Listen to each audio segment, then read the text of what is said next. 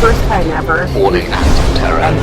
We are ready to engage with a two-state solution. Some of his most senior cabinet members The drivers of a new economic age.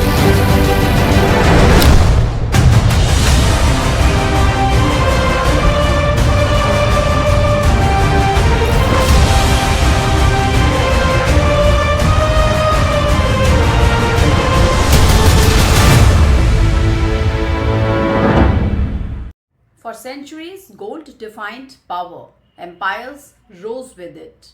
Currencies were backed by it. Wars were funded through it.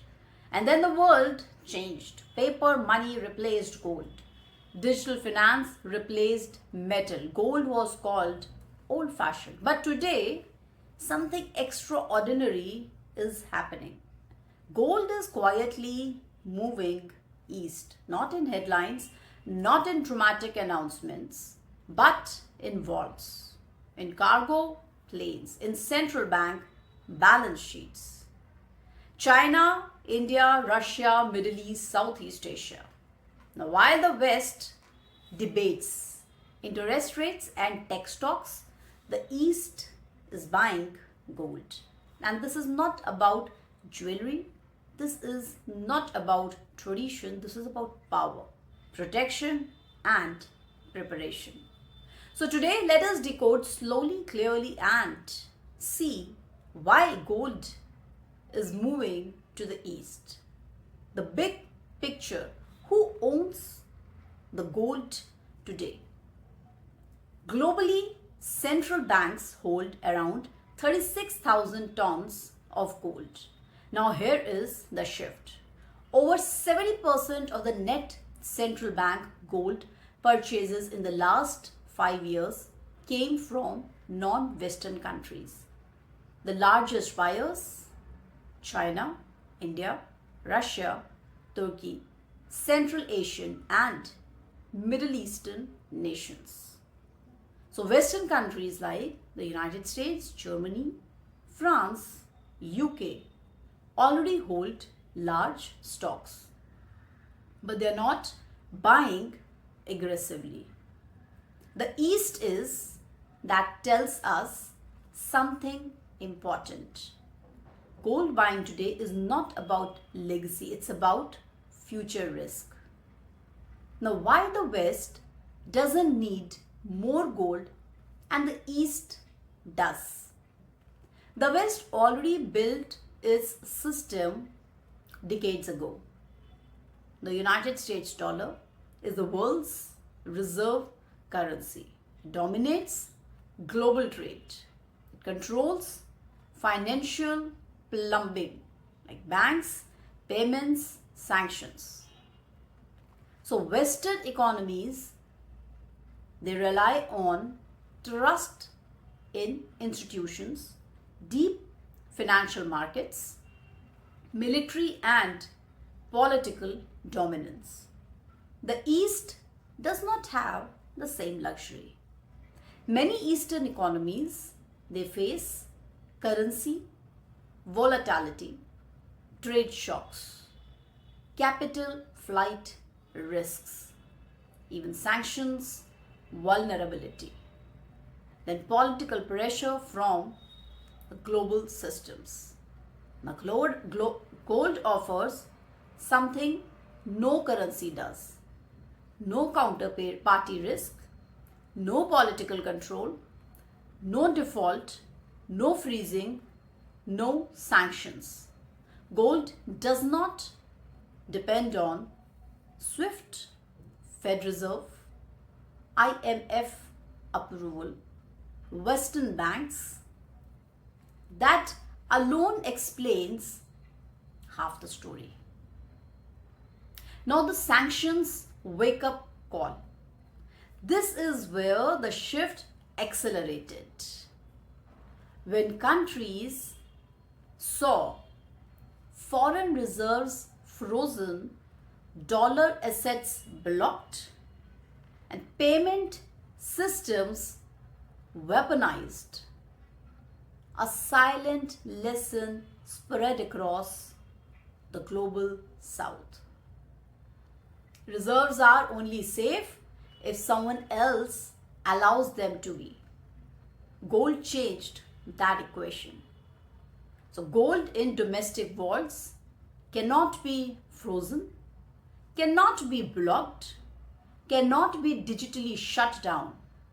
This is why post-sanctions world gold buying exploded, especially among countries that trade outside the Western alliances, that want strategic autonomy, the fear future geopolitical pressure. Gold became insurance. Now, China, gold as a strategic armor. China's gold story is not emotional. It is gold calculated and long term. China officially holds over 2,300 tons of gold, but many analysts believe annual holdings are much higher. So, some gold is held outside declared reserves. Why? Because China understands one thing deeply: financial power without monetary independence is incomplete. China wants reduced dollar exposure, stronger yuan credibility, crisis proof reserves. So, gold helps China back confidence in its currency, hedge against US financial dominance, build credibility for long term trade settlements. So, this is not about replacing the dollar tomorrow, it is about not being hostage to it. Now, India, gold as stability and not speculation. India's relationship with gold is unique. India is not just a buyer, India is a holder. Indian households alone hold over 25,000 tons of gold, more than all central banks combined. Why? Because gold in India is a store of value, a hedge against inflation, a safety net in uncertain times. So, at the institutional level, RBI steadily increases gold share in reserves. Gold acts as balance against currency volatility. It supports confidence during global shocks. So, India's gold strategy is conservative, but even international. India understands in a world of fragile currencies, gold is a financial ballast. Now, the Middle East and the emerging Asia. Now, look at UAE, Saudi Arabia, Central Asia, Southeast Asia. Now, these regions are energy exporters, trade hubs, politically exposed. They earn dollars, but they do not trust the dollar blindly.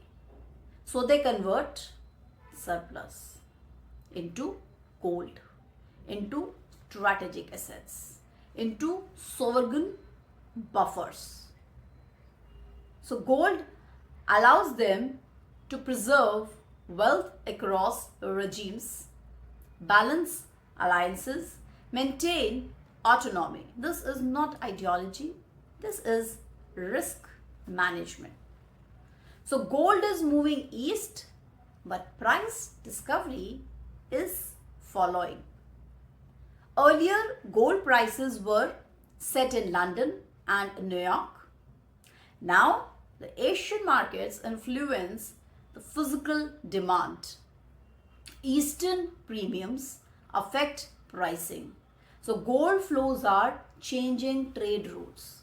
The East is not just buying gold, it is reshaping the entire gold market itself. Ownership, storage, trading, settlement, all shifting to East.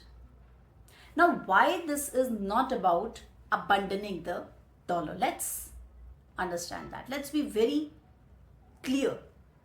This is just not anti-dollar hysteria.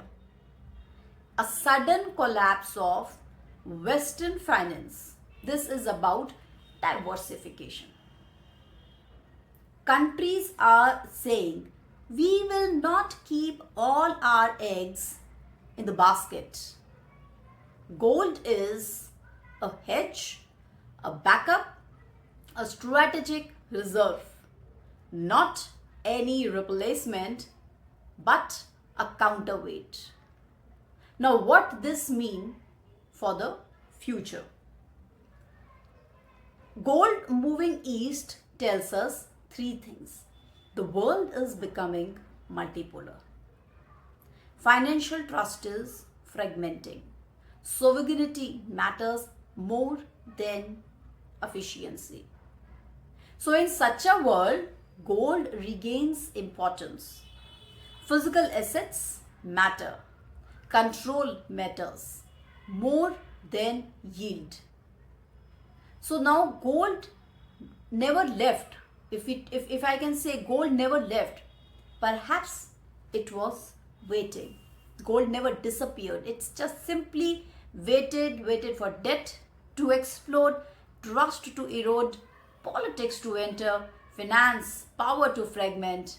Now gold is back, not as nostalgia, not as tradition, but as strategy. And that is why gold is moving to the east.